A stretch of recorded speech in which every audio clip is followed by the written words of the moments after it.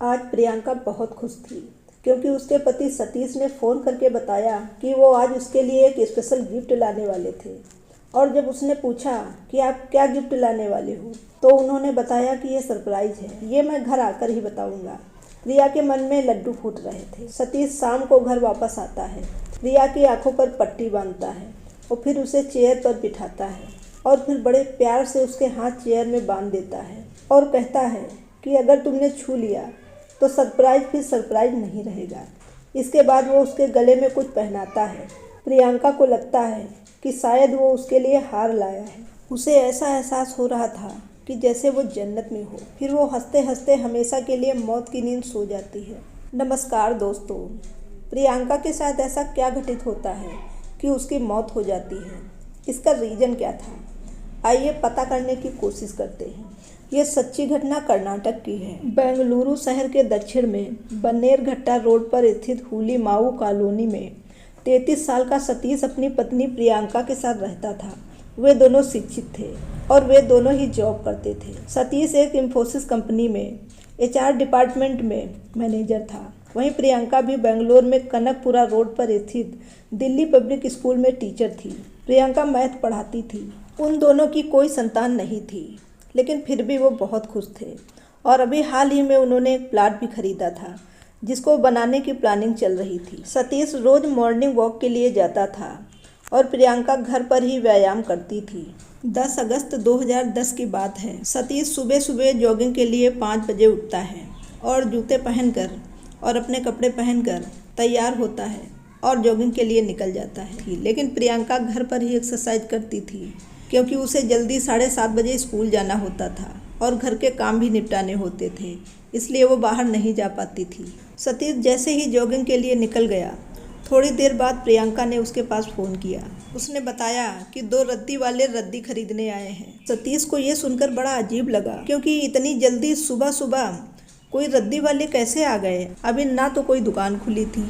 फिर उसने प्रियंका से कहा कि ऐसा है, तुम दरवाज़ा मत खोलना, मैं अभी वापस घर आ रहा हूँ। सतीश तुरंत घर वापस आता है और डोरबेल बजाता है, लेकिन अंदर से ना कोई प्रियंका की आवाज़ आ रही थी और ना उसने दरवाज़ा खोला।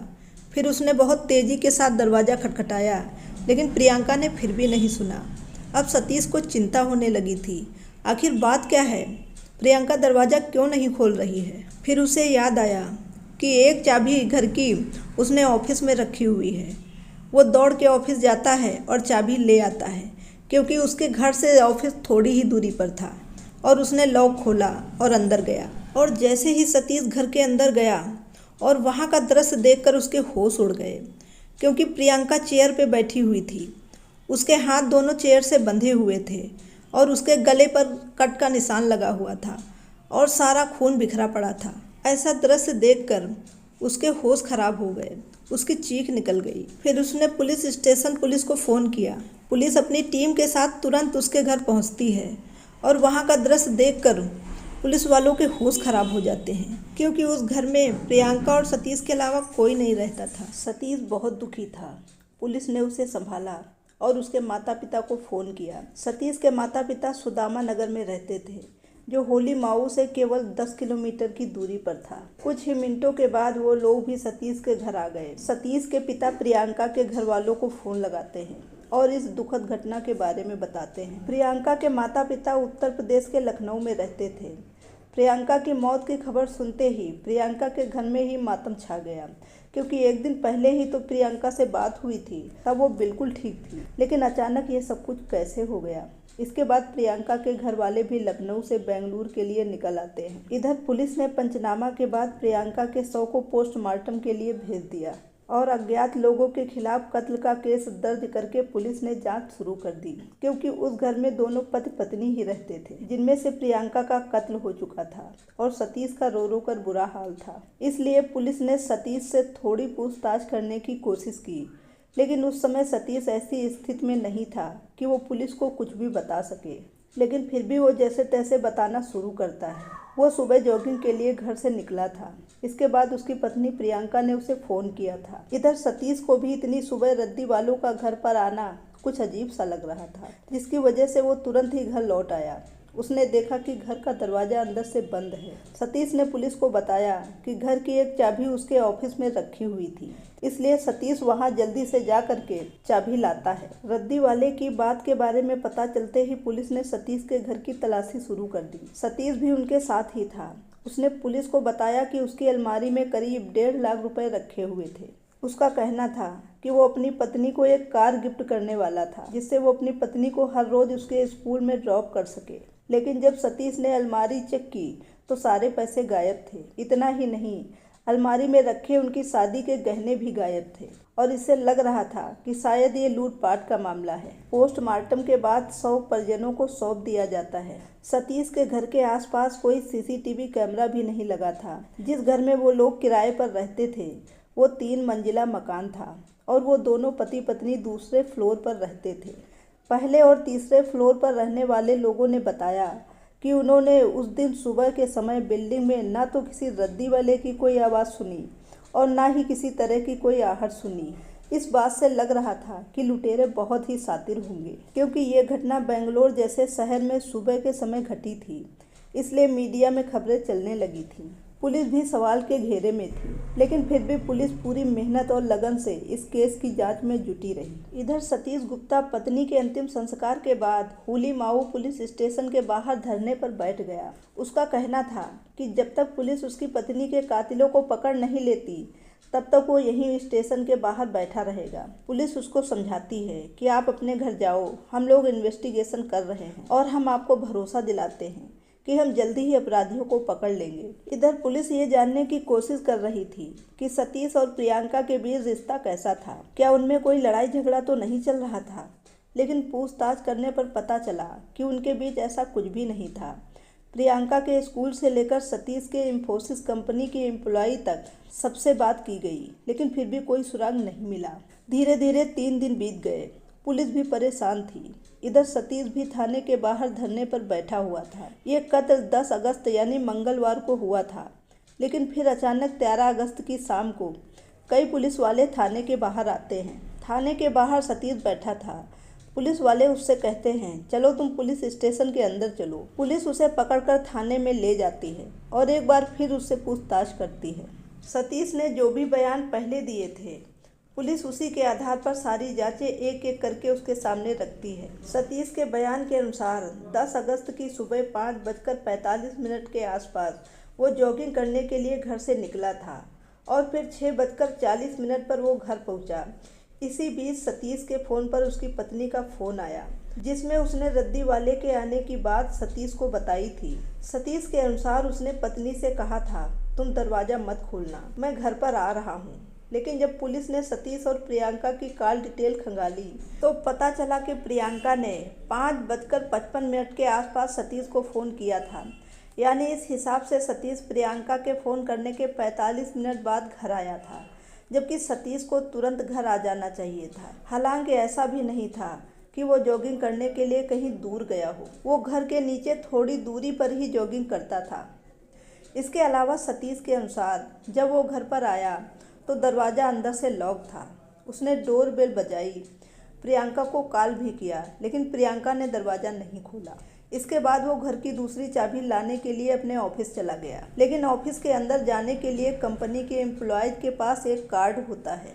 पहले सिक्योरिटी गार्ड उस कार्ड को चेक करता है, फिर बिल्डिंग के मेन एंट्रेंस पर भी कार्ड को पंच करते हैं। बिल्डिंग में एंटर करने के बाद ऑफिस के अंदर भी कार्ड को पंच करना पड़ता है। लेकिन सतीश तो जॉगिंग के लिए घर से निकला था, इसलिए वो तो अपने साथ सिर्फ अपना फ़ोन ही लेकर जा सकता था। पुलिस का कहना था कि अगर मान भी लिया जाए कि सतीश का पर्स भी उसके पास ही था, साथ ही उसके पर्स में ऑफिस का कार्ड भी था, तो ऑफिस में पूछताछ करने पर और कैमरा चेक करने पर पता चला कि सतीश उस दिन ऑफिस के अंदर आया ही नहीं था, बल्कि वो बिल्डिंग के बाहर ही थोड़ी देर तक टहल रहा था और फिर वहां से चला गया था। इसके अलावा सतीश के अनुसार उसने ऑफिस के अंदर जाकर ड्रा से चाबी निकाली थी, लेकिन पुलिस का कहना था कि वहां पर उसका कार्ड पंच ही नहीं हुआ था और ना ही वहां उसकी कोई एंट्री थी। तो फिर सतीश को बिल्डिंग के बाहर ही चाबी कैसे मिल गई थी। सतीश ने पुलिस को 8 बजे फ़ोन किया।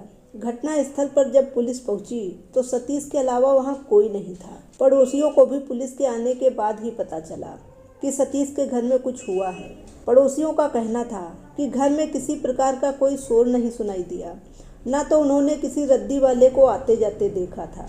जब पुलिस ने उन दोनों पति पत्नी की कॉल डिटेल निकलवाई, लोकेशन से पता चला कि प्रियंका और सतीश दोनों के फ़ोन एक ही टावर की रेंज में थे, यानी उनकी लोकेशन एक ही जगह पर थी। इसका मतलब यही हुआ कि उस दिन जब प्रियंका की हत्या हुई उस समय सतीश घर पर ही था। इस तरह सतीश के दिए बयान भी उसको ही शक के घेरे में ले रहे थे। इधर पोस्टमार्टम रिपोर्ट से पता चलता है कि प्रियंका के गले को किसी रस्सी से घोटा गया था और फिर उसके गले पर चाकू भी चलाया गया था। उसके पेट पर भी घाव के निशान थे। इसके अलावा कहीं भी चोट के निशान नहीं थे। अगर घर में चोर या लुटेरे आए होते तो उसके शरीर के अन्य हिस्सों पर भी चोट लगी होती, लेकिन ऐसा नहीं था। सतीश के बयान के अनुसार घर से करीब 2 लाख रुपए और 75,000 के गहने गायब थे। लेकिन जब सतीश पुलिस स्टेशन पर धरना प्रदर्शन पर बैठा था तो पुलिस उसके घर की तलाशी लेती है तो उन्हें आसानी से एक जगह पर 1 लाख रुपए मिल गए।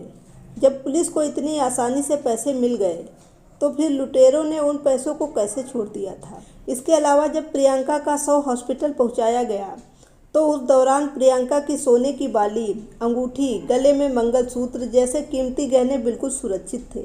अब पुलिस का शक सीधा सतीश पर जा रहा था। पुलिस ने थाने में जब ये सारी चीज़ें सतीश के सामने रखी और उससे कड़ाई से पूछताछ की तो वो जल्दी ही टूट गया। उसने अपना जुर्म कबूल कर लिया। उसने बताया कि प्रियंका का कत्ल उसने ही किया है। अब सवाल ये था कि सतीश ने प्रियंका का कत्ल किया क्यों। तब सतीश बताना शुरू करता है, हम दोनों की शादी 2007 में हुई थी। हमारी अरेंज मैरिज थी। हम दोनों की शादी एक दूसरे की मर्जी से ही हुई थी। सतीश बेंगलुरु का रहने वाला था जबकि प्रियंका उत्तर प्रदेश की रहने वाली थी। शादी के बाद ही उनके घर में झगड़े शुरू हो गए थे। सतीश का कहना था कि शादी के बाद से ही प्रियंका सतीश को उसके माता पिता से दूर करने लगी थी।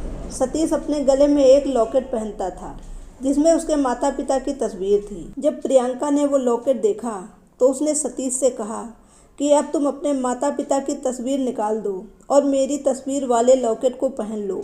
इसके अलावा प्रियंका घर में केवल अपने काम से काम रखती थी, यानी कि उसको किसी से कोई मतलब नहीं था। फिर शादी के 2 साल बाद प्रियंका ने अपने पति सतीश से कहना शुरू कर दिया था कि अब मुझे तुम्हारे इस घर में तुम्हारे माता पिता के साथ नहीं रहना है, हम कहीं और रह लेंगे। लेकिन सतीश ऐसा बिल्कुल नहीं चाहता था। फिर सतीश के माता पिता ने कहा कि जैसा वो चाहती है तुम वैसा ही करो। ना चाहते हुए भी सतीश को अपना घर छोड़कर हुलीमाऊ आना पड़ा। वहाँ आकर दोनों किराए के घर में रहने लगे। कभी कभी सतीश अपने माता पिता से मिलने सुदामा नगर भी जाता था। कुछ दिनों के बाद प्रियंका ने उसके माता पिता के पास बिल्कुल जाने से मना कर दिया था। इसी दौरान सतीश के पिता को बिजनेस में कुछ नुकसान हो जाता है। बिजनेस को फिर से चलाने के लिए उन्हें कुछ पैसों की ज़रूरत थी, लेकिन प्रियंका ने सतीश को उन्हें पैसे देने से मना कर दिया था। ये सारी बातें अंदर ही अंदर सतीश को खाए जा रही थी। उसके अंदर प्रियंका के प्रति नफरत भरती जा रही थी, क्योंकि प्रियंका खुद तो अपने माता पिता से फ़ोन पर बात करती थी, लेकिन सतीश को अपने माता पिता से बात नहीं करने देती थी। तभी इसी 20 साल 2010 में अप्रैल के महीने में सतीश और प्रियंका ने अपना खुद का घर बनवाने के लिए ज़मीन खरीदी थी। और जब उस ज़मीन का भूमि पूजन का कार्यक्रम हुआ तो उस कार्यक्रम में प्रियंका ने अपने परिवार वालों का, दोस्तों और रिश्तेदारों का खूब स्वागत किया।